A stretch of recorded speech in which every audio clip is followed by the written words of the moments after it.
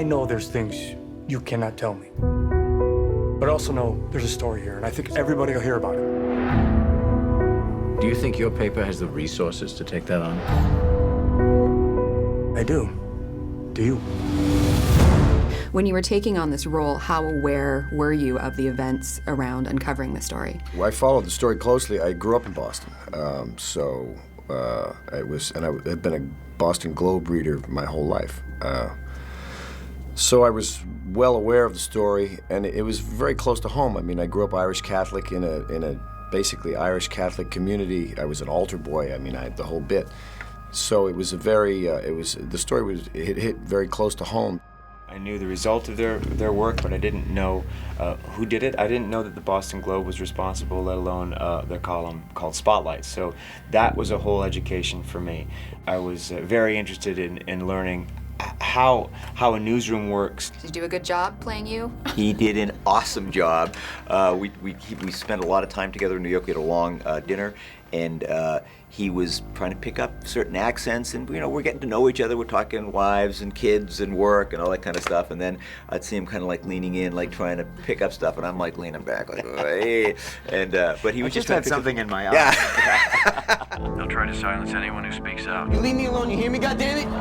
6% act out sexually. 6% is 90. 90 priests. If there were 90 of these bastards, people would know. Maybe they do.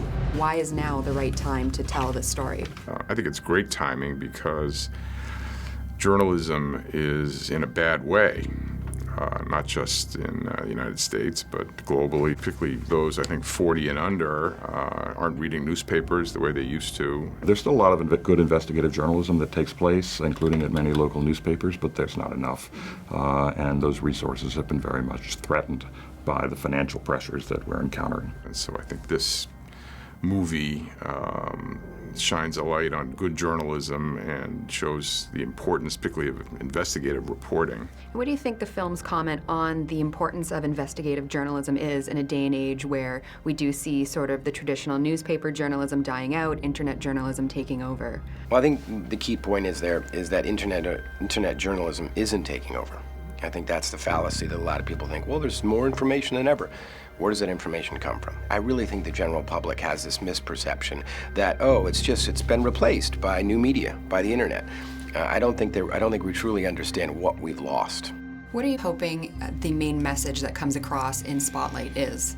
I think for me, it's a reminder that of the importance of good investigative journalism and how we need to hold institutions and powerful people accountable for their actions. And I think this is a fundamental tool of our society and culture. And if we lose it, it would be horrible.